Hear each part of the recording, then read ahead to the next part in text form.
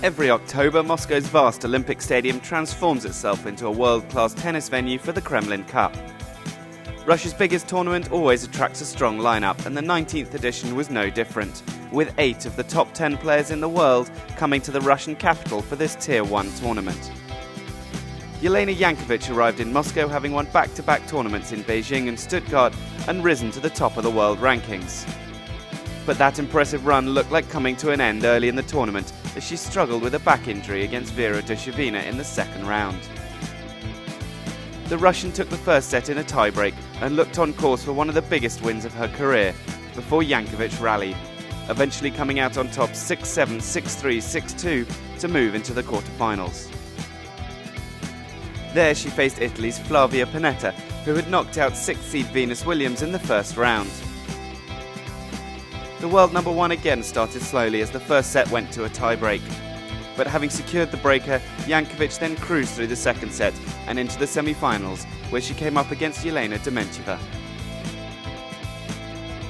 The Olympic champion had seen off Katerina Srebotnik and her compatriot Nadia Petrova en route to the semis and started this match strongly, playing a near-perfect set to move in front 6-love.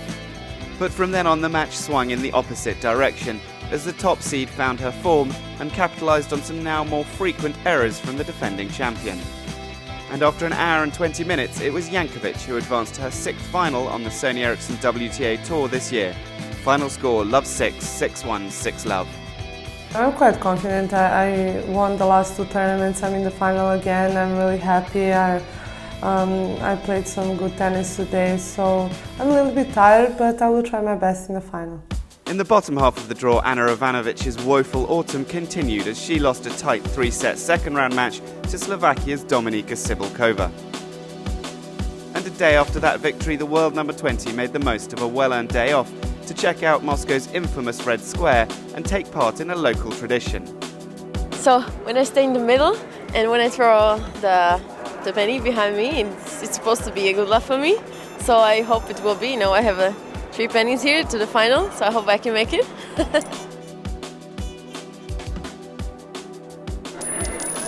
Unfortunately for Sibylkova, she faced a fired-up Vera Zvonareva in the quarterfinals, who had demolished Daniela Hantuchova 6-1, 6-love in the previous round.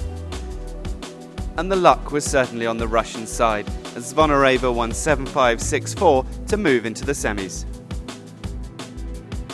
And that semi-final was to be another all-Russian affair, as she came up against Dinara Safina, who had seen off Amelie Mauresmo and Svetlana Kuznetsova on her way through the draw. Zvonareva had beaten the second seed on the last 2 occasions that they had met, and this match quickly started to go the same way, as the 7th seed won the first set 6-2.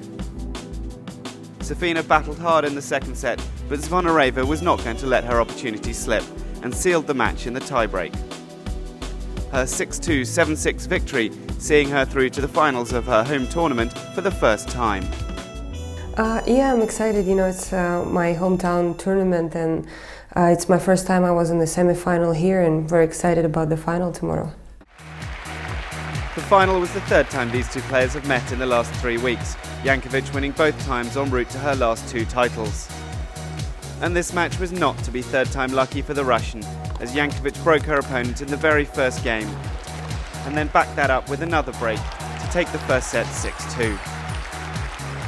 Spurred on by a patriotic crowd, Zvonareva did her best to stay in the second set. But the world number 1 proved to be too much of a handful, and Jankovic wrapped up the match 6-2, 6-4 in 1 hour and 20 minutes to take her 3rd consecutive title on the Sony Ericsson WTA Tour and confirm her status as the best player in the world.